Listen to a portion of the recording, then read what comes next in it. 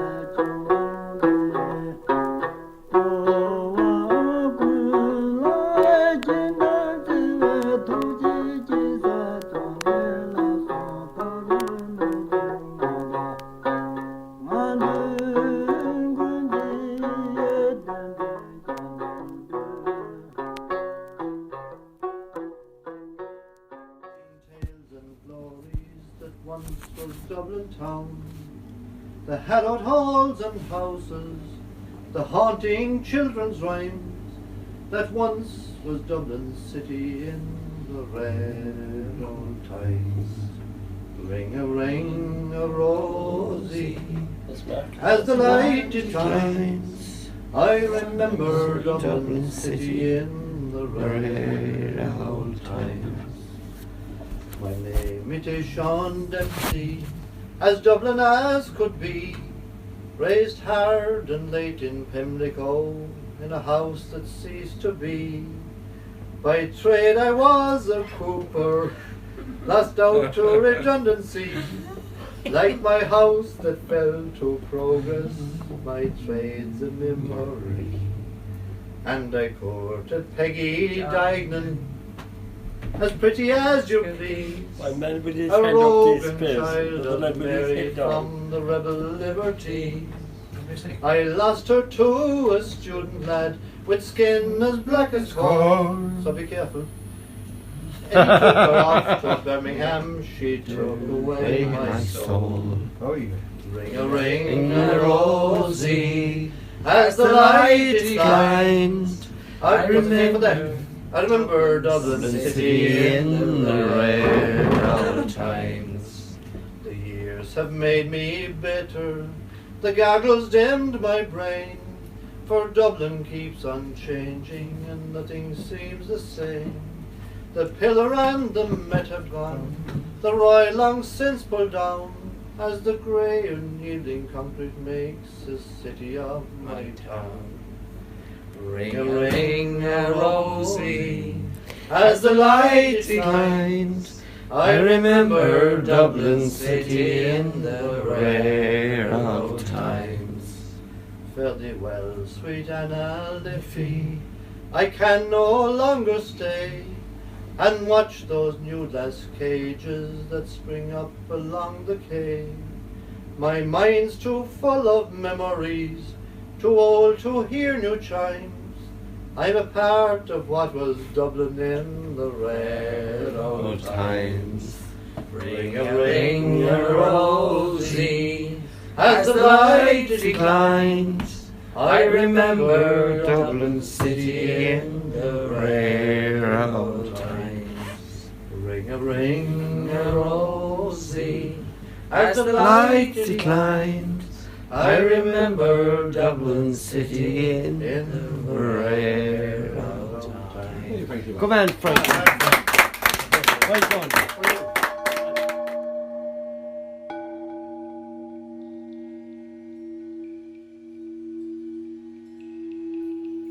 No sound was greater than the other, but together sound holds great power. No sound is separate, and so all vibrations are of one pack forever. But how can we rectify this world if it feels so broken? Of course, whispers pass about the power of the collective heart. That's why we've got to break the brass door open, said Forgiveness. And what were you thinking about cats? He asked. Yes, snakes don't seem to mess with cats. They're just too quick. Plus, Mr. Kismet and Forgiveness had a reaction so sharp no snake could risk it. Because snakes are much like humans. Some are good and some are bad. Snakes get pissed when hurricanes come through, just like humans. That means a snake can also feel emotions between happy and sad. I think the idea I was onto was about pairing up with a good pack, a set of guardians who've really got your back, and maybe even a snake bite could help if it gets a soul back on track. Plus cats have 9 lives. It's good to know how to die, said Mr. Kismet. Maybe it is them behind the rhymes. So here we are, journeying from birth to death in life. So how can we use this force to its fullest, so that both this life and our death are meaningful? Amidst the fleeting clouds of illusion, dance the lightning flashes of life. Could you say that tomorrow you will not be dead? So practice today. To practice means not only to meditate, train the mind, do yoga, pray, and contemplate the teachings, but also to apply our understanding in daily life. The true cause of our unhappiness is not outside, but inside. Our propensities and negative emotions are what ruin our days, not our supervisor or our nemesis. As taught again and again, we should be aware of the poisons, or the kleshas, said Windhorse. Kleshas? Yes, a klesha is a poison, or a mental state that clouds the mind in unwholesome ways, said Windhorse. So this is why we should practice. Before going any further describing the journey after death and the experience in between, I think we should take time and speak from the heart about how to work with our mind, emotions, and our propensities. Why is that? It's because how we work with our mind, emotions, and propensities while journeying through the ups and downs of this life is what we take with us when we travel forward, said Windhorse. But what is it that goes after death? Some say that you take nothing with you, but when it comes to our state of mind and our emotional patterns, we do take them with us, said Windhorse. And just as our thoughts and emotions create our experience of the world right now, in the same way, and even more intensely, they create the environment we find ourselves in after death. If you want to experience heaven, work with your thoughts and emotions. If you want to avoid hell, work with your thoughts and emotions. It's like that, said Forgiveness. So there is something that goes beyond death. all your bad habits, which is your state of mind. When we do something once, we're likely to do it again. When we react to a situation a certain way, we're likely to react the same way next time that situation comes up. This is how propensities develop. As a result, we usually behave and react predictable. In some ways we're generous. In other ways we're self-protective. In some ways we're tolerant. In some ways we're irritable. In some confident. In others insecure. And every time we react in our habitual ways, we strengthen our propensities. This is similar to the findings in neuroscience that show how pathways in our brain get reinforced by our habitual actions and thinking patterns. Not only do our propensities disturb us internally, but they also manifest as difficult outer situations. Some people always have a problem with their boss. No matter how many times they change jobs, they find themselves in the same uncomfortable situations. Some people have problems with intimacy in relationships. No matter who they date, their intimacy issues persist. The actors change, the movie sets change, but the basic drama remains the same. This is because our propensities are the authors of the script. Another thing about propensities is that they don't stop by themselves. We have to recognize them when they arise and not be so predictable. Over and over, we have to find our way to do something different. If not, they will follow us the rest of our lives. We can go even further and say they'll follow us beyond this life. Now, the other side of the coin is that because of our strong interconnected relationships between our mind and our world, we will often find that changing our mental and emotional habits has a powerful effect on our outer experience. It seems like a miracle, but it's quite simple and straightforward when you think about it. If you work with your propensity to get jealous, it will seem like there are fewer and fewer people to envy. If you work with your anger, people won't make you so mad. So how do we take care of our propensities? We get to know them with kindness and intelligence. We acknowledge how powerful they are, but we don't make them the enemy. They are beautiful monsters, and we must treat them with tenderness, not acting them out or oppressing them, but making friends with them just as they are. Then when a person or an event triggers our painful emotions, we can distinguish between the trigger and the propensity. We can ask ourselves openly and objectively as possible, what is the main cause of my suffering? Is it them, or is it within me? Said Windhorse. Then what should we do? Feel what you feel. Said Windhorse. So is death an enemy or a friend? That, my dear, depends. The Dharma tells us that all our experiences of discomfort, anxiety, being disturbed, and being bothered are rooted in our kleshas, or poisons. This Sanskrit term means destructive emotions or pain-causing emotions. Ignorance, egoism, attachment, hatred, and clinging to bodily life are the 5 poisons or kleshas. Craving becomes a destructive emotion when it gets to the point of being addiction or an obsession. Aggression is the opposite. We want to get rid of something that we perceive as a threat to our well-being. Ignorance as a destructive emotion is harder to understand. It's a dull, indifferent state of mind that actually contains a deep level of pain. It can express itself as being out of touch, being mentally lethargic, not caring what we're feeling or what others are going through.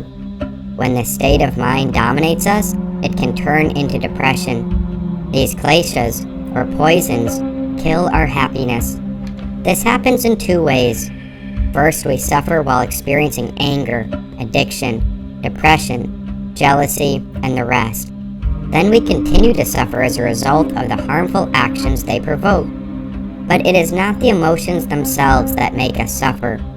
In their raw form, before we start to struggle with them, and before our thinking process gets involved, they are just sensations or forms of energy. They are not intrinsically bad or good. This is important to remember. The destructive aspect of aggression is not the sensation. It's our rejection of the sensation, and what we then do as a response. The culprit isn't the basic energy, but the spin-off. When klesha energy arises, we tend to react in one of a few ways. One is to act out, either physically or with our words. Another is to suppress the emotion, to go numb around it. This may involve diverting our attention elsewhere, maybe by zoning out. A third common reaction is to get mentally wrapped up in some kind of storyline, one that often involves blame. All these reactions are based on not being able to bear the discomfort of this energy. We have a propensity to be bothered by the energy, so we try to escape our discomfort by getting rid of what's causing it. This approach is similar to that of the tyrant who kills the messenger bringing bad news instead of relating to the message. When we indulge in any of these reactions, we only strengthen our pain-causing habits that perpetuate our misery in the long run. Everyone has these habits. There's no need to blame ourselves or anyone else for this process, said Windhorse. But how can we clear these kleshas? How do we go beyond them? The first step in every method of working with emotions is simply to recognize what's happening. One of the characteristics of the kleshas, or poisons, is that they tend to go undetected. We only notice them when they've become full-blown. We're unaware of the emotion while it's just an ember. By the time we smell the burning or feel the fire's heat, it's too late. We've stuck out in word or actions, or we're already on a binge. Having a regular meditation or yoga practice makes us more aware of what's happening in our mind and the mental undercurrents that tend to go unnoticed when we're caught up in our daily activities and interactions. With meditation, we begin to catch some of the ember-like thoughts and subtle emotions. Once we become conscious of the klesha, the next step is to let ourselves feel it, to feel what we're feeling. It sounds very simple, but for many people, this is quite challenging. Some people have difficulty because they've been traumatized. Others have certain emotions that they just don't want to face. But as the teachers say, feel what you're feeling is a practice. There are ways to train the mind to make gradual progress, said Windhorse. So, where do we start? First, start with the physical sensations, because they're relatively straightforward and provide a good access point. How do you feel physically? When we're out of touch with our body, our kleshas have a great opportunity to run rampant.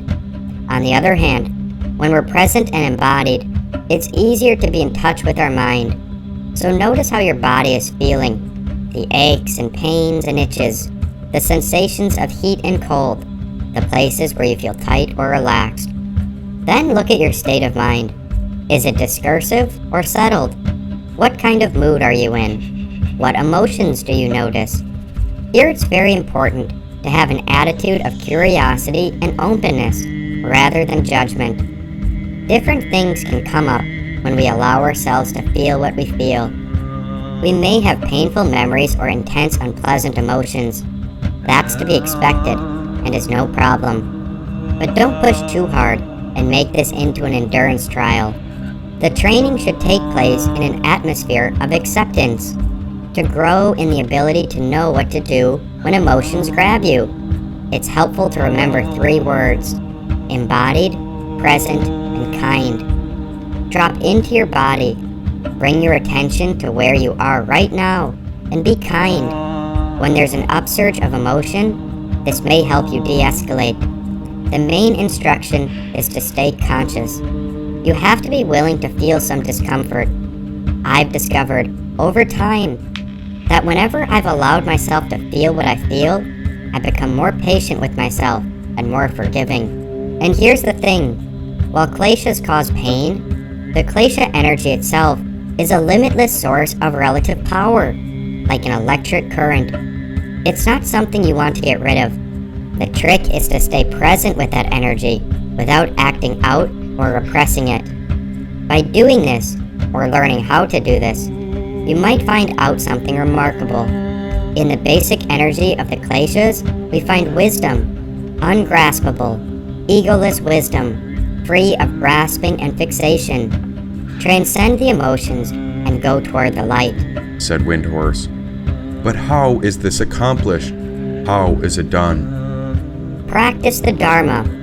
To practice the Dharma means not only to meditate and contemplate the teachings, but also to apply our understanding in daily life. These teachings and sutras are instructions on what causes our dissatisfaction and pain, and how to become free of suffering. Remember, the true cause of our unhappiness is not outside, but inside. Our propensities and negative emotions are what ruin our days, not our supervisors or nemesis. Then what's the answer? Sometimes I feel like I'm locked and cannot get free. Would you like a key? Asked Windhorse. Of course, of course. There are 3 main methods for working with our kleshas, and there are 3 steps to courage. First is refraining from reacting. This is based on the sense that there is something negative about the emotions, so we should do whatever we can to avoid making things worse. With the second method, we transform the klesha into love and compassion. We adopt a positive view of the emotions. If we use them in the right way, they will bring benefit rather than harm. The third method is using the emotion as a direct path of awakening. Here we transcend the duality of good and bad, and let the emotions be just as they are. Now I found that refraining from reacting can be very unpopular. Instead of barreling ahead and reverting to old patterns of blaming or judging, or otherwise avoiding what we're feeling, we allow space. We halt. We slow down the reactivity. Often when I teach the practice of refraining, people sometimes are unsure if I'm encouraging them to hide or run away from their problems. But the point of keeping our mouth shut isn't to duck out of heated situations. The point is to give ourselves the time and support to feel what we feel and interrupt the storyline. How we look at things makes all the difference. If we approach refraining as a means of shutting down, it can easily turn into that. But if we approach it as a way of opening up and become more allowing of whatever arises, then this practice will serve us as well. This space we create from refraining is a mindful gap. It's as if we step back and become more present and awake to what's happening. The energy of the kleshas can be very intense, so I think of refraining from speaking and acting as becoming familiar with the transformative energy of our emotions. This takes practice and time. It's like getting to know an old friend at a deeper level. Our friend's energy challenges us, and yet we stick with them through thick and thin. To make it easier to relax with powerful klesha energy, it can be helpful to view it as a process of purifying habitual patterns, of purifying old, unhelpful karma. Since our mind tends to get stuck in repetitive patterns easily, we usually react to new experiences in the same predictable way that we always have. We reinforce old habits by repeating them over and over. But if we allow that mindful gap, we won't react in the usual way and can allow the experience to pass through us. This weakens our habit. My experience is that by allowing a space before we react is magical. It's often unthinkably frightening to experience what goes on inside you. But if we wish to become free, we have no choice, said Windhorse. So that's the first step. And what about the second? After we create a mindful gap from refraining, we then take things a step further. We use our thoughts intentionally to give the klesha, or poison, a positive direction. We do this by using the pain of our emotions to connect with others. Whatever is stirring up our heart is stirring up the hearts of countless others. Many are disturbed by their emotions, caught in their storylines, becoming triggered and reacting in destructive ways. And this confusion, anxiety, and distress is happening in many ways. Yet it is never just one person's pain. Anything we feel is shared by all. When you touch anger, you know the anger of all beings. When you touch grasping of insatiable wanting, you know the craving of all beings. All feelings are universal, felt by all of us. We all came here on different ships, but we're in the same boat now. Most of the time, when we feel confused, anxious, or stressed, we get wrapped up in our own discomfort, which cuts us off from others. In this way, everyone now and through the course of time is exactly like ourselves. We all want to be free from any form of pain. We all want to enjoy our time on Earth and not experience it as a burden. The teachings on transformation suggest that we use our emotional pain as a stepping stone to open our heart to others. Without experiencing suffering for ourselves, we only have an abstract idea of what others are going through. So when we feel the tug of craving, the burn of anger, the checked out quality of ignorance, instead of resenting these emotions, we can appreciate them for giving us insight into the experience of others. They can help us develop empathy with all humanity. Thus, these keys use the poisons to be transformed into the seed of virtue. This is called reframing, or it could be called alchemy. For instance, if you feel jealous, we find the gap of spaciousness. Then we can reframe our minds to be curious about this feeling and ask, why are we feeling jealous? Do I need to feel jealous? What if this situation I feel jealous about is out of my control? Can I control my own emotions in this moment? If we feel jealous about a person, what if we contemplate the suffering that they have gone through? Having empathy and tenderness for others is based on having empathy and tenderness for ourselves. To the degree that we can feel, to that degree, we will be able to know firsthand what others feel. How can we really know what others are going through and feel tenderness toward them if we haven't felt these things ourselves and developed tenderness for our own sorrows? An important step in transforming poisons into seeds of virtue is to get in touch with a sense of warm-heartedness towards ourselves.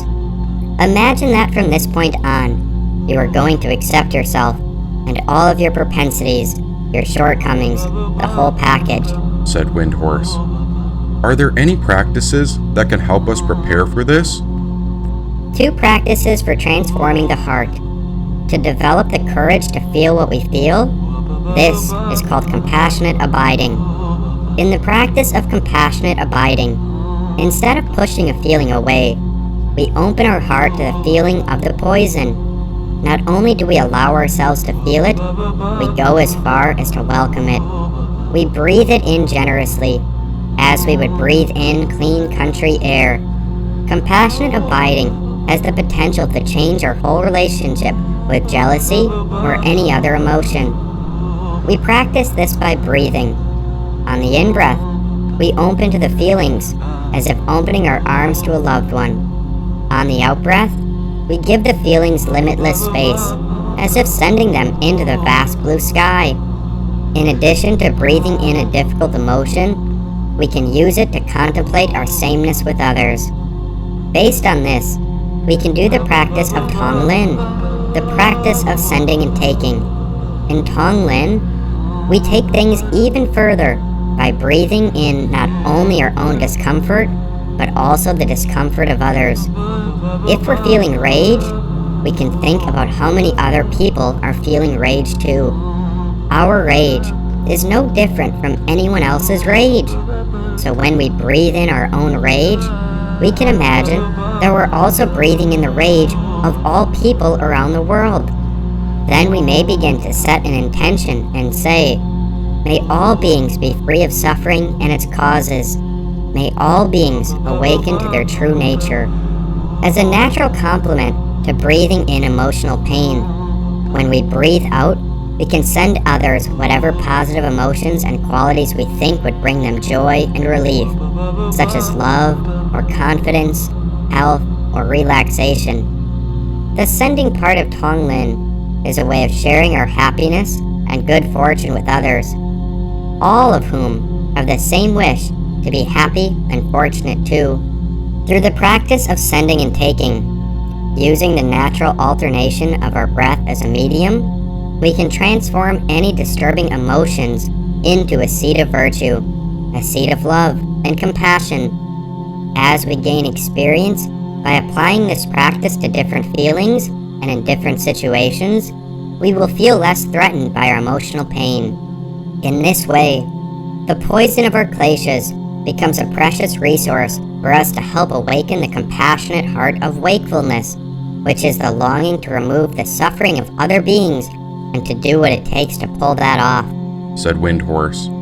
Then the first step is refraining from the poisons of ignorance, egoism, attachment, hatred, and clinging to bodily life by creating a spacious gap. Then the second step is the transformation of reframing our mind or story. Then what's the third step? The third method of working with our emotions is the third step to courage, which is to use these poisons as a path of awakening. The idea is to allow ourselves to experience the energy of the poisons fully and directly. In doing so, we discover that these emotions contain all the wisdom we need to wake up. An unshakable confidence comes from this experience, a confidence that brings fearlessness in life and in death. When we come into this world, we may believe we have some kind of stable identity, something that makes me, me, something separate from the rest. Based on this misunderstanding, we find ourselves constantly getting hooked by the myriad pleasures and pains the world has to offer. Our minds get completely wrapped up in the poisons and all the troubles that go along with them. The teachings say that this painful process will continue until we wake up from our unawareness completely, until we see ourselves and all phenomena as they really are, fleeting, insubstantial, and wide open with possibility, never separate from the basic ground, never separate from the cosmic source. Wherever there is confusion, there's also wisdom, co-emergent wisdom. In essence, this source of potential, the power of rage, can be transformed. The jealousy can be shifted, and our egoism can be adjusted to a space where we serve others. It is up to us to transform these feelings by working with them. But if we don't, they can ruin our state of mind and harm not only us, but the people around us. This is why we must learn to work with our emotions. Using our emotions as a path of awakening is based on simply letting the emotion be, just as it is. On the other hand, the ego feels at home when it's meddling or trying to fix things. This is where the first step comes in. We refrain and create a spacious gap to see clearly. Having a spacious gap, we let ourselves experience the emotion as fully as possible. When we go beyond our propensity to be bothered by craving, when we come to experience it as a form of wakeful energy, then the emotion loses its power to disturb us. Instead, it becomes something precious, pure potential to be transformed. By relating to our emotions in this way, we discover their enlightened aspect, that wisdom is co-emergent with ignorance and confusion. This isn't easy, but it's quite simple. It takes practice to contact the wisdom within any poisons, but once we contact the wisdom, we cure the dis-ease. Then we simply find ease and relax, said Windhorse. And these kleshas, these are poisons we slip into? Can you break them down so we can understand how to best transform them? First, ignorance is the field for others mentioned after it, whether the poisons may be dormant, feeble, intercepted, or sustained. If we examine a baby, the baby's obstacles are completely dormant. When you see a baby, you feel, how innocent is it? But as the baby matures, the inborn disposition will emerge. It will not remain innocent. Ignorance and the other obstacles dormant in the mind will come to the surface in proper time. The mind of an advanced yogi is an example of the second type, the feeble or weakened stage. Such a person is not completely free of the poisons we call kleshas, but they are there in his or her mind in a very subtle trace form. They have sunk to the bottom of the mental lake, and out of not being used, have become very weak. The third state of intercepted development is seen in the mind of a beginner. The obstacles are temporarily pushed down by the constant practice of virtuous qualities, such as love, truthfulness, discipline, cheerfulness, etc. If such a seeker is not careful to cultivate these qualities, even for a few days, the obstacles will immediately come to the surface. The fourth type is seen in the case of average people. The kleshas constantly manifest. Every minute their minds are affected by these obstructions. They have no say over them, because they are not exerting any force to control them. By analyzing our minds, we can probably see, do I have completely dormant kleshas? Do traces of these poisons remain, but are buried? Am I controlling them by the cultivation of good qualities, or am I completely ruled by them? Said Windhorse. Can you explain what ignorance really is at its root? Ignorance regards the impermanent as permanent, the impure as pure, the painful as pleasant, and the non-self as the higher self. If I show you a nice piece of fruit that you have never seen before, you will say, I am completely ignorant of this. I don't know what that is. This is normal ignorance, not knowing something. But let's examine what is higher self and what is non-self. The higher self is eternal, the never-changing one. It is always everywhere as the very basic substance. All things are actually nothing but the higher self, but in our ignorance, we see them as different objects. Thus, we take the changing appearance to be the unchanging truth. When something changes, we may think it can't be the higher self. For example, our own bodies are changing every second, yet we take the body to be our higher self. And when we say, I am hungry, or I am physically challenged, or I am black, or I am white, these are just the conditions and the qualities of the body. We touch the truth when we say that the body belongs to us, and that therefore we are not that. Unfortunately, the body is not you. You are a spiritual being, or soul, who is having a human experience. Whenever we forget this truth, we are involved in the non-self, the basic ignorance. We make the same ignorant mistake in regard to the mind, saying, I am happy, or I am ignorant. Feeling happy, fearful, or angry, or knowing a lot, or knowing nothing, are all modifications or feelings of the mind. Once that is understood, there is nothing that can disturb us in the world. One good story of this is about a time when a man was walking during twilight. All of a sudden, in a dark corner, he saw something coiled like a snake. Frightened, he yelled, "Snake! Snake!" His voice roused a number of people who came running with sticks. They advanced around the corner before the man poked the coil, but nothing happened. When someone brought a lantern near, it was revealed that it was nothing but a coiled rope. The one holding the lantern laughed. In order to understand the rope as a rope, a light was necessary. We too need a light, the wisdom of jnana. With such a light, the world is no longer a world of all the qualities we call the non-self, and so it appears in its true nature. In this example, it is also good to consider that twilight is the most dangerous time, because in total darkness, neither a rope nor a snake could be seen. In broad daylight, the rope would be obvious. Only in dull light could a man mistake the rope for a snake, said Windhorse. So how can one bring forth that light in the darkness? The light appears when we open our higher self to the true nature of reality. Another obstruction of this, or poison, is the ego. Egoism is the identification of the power of the seer, which is that true soul, with that of the instrument of the body-mind. The ego is the reflection of the true self on the mind. The two appear to be the same, but one is the original, the other is a reflected duplicate. The true self will always be falsely represented by the ego until our ignorance is removed. The ego would believe that the soul is theirs, while the higher self knows the soul is ours.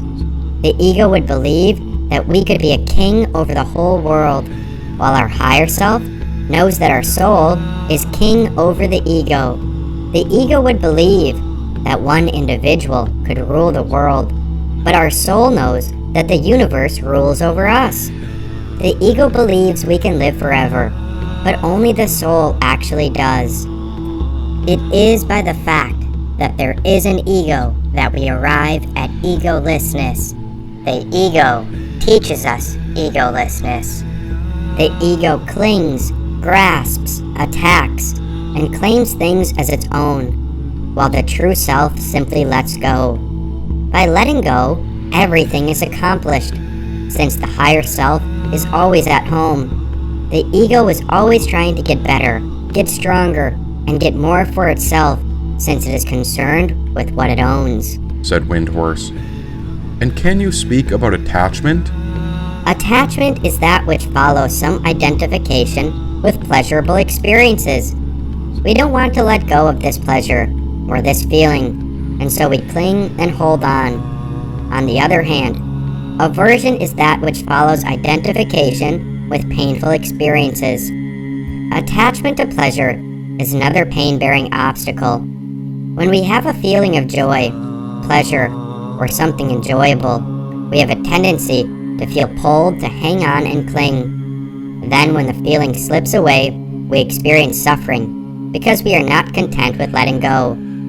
By seeking control, we suffer rather than being open to what is. We attach ourselves to pleasure because we expect happiness from it, forgetting that happiness is always within the true self. When we expect joy from outside things, we become attached to those things.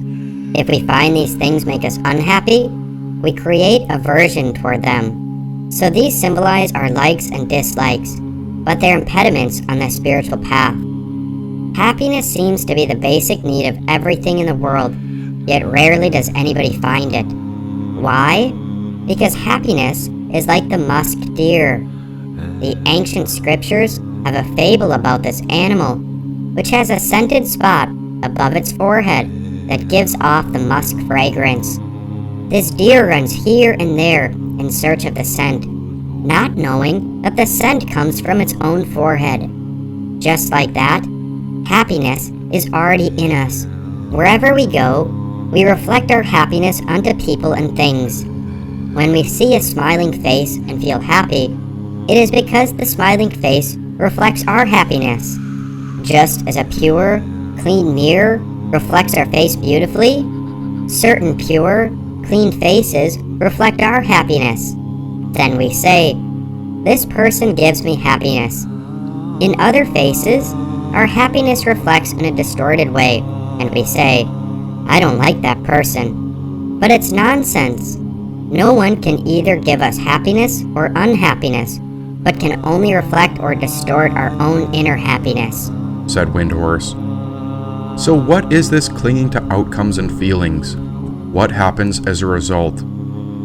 Clinging to life, flowing by its own potency, due to past experience, exists even in the wise.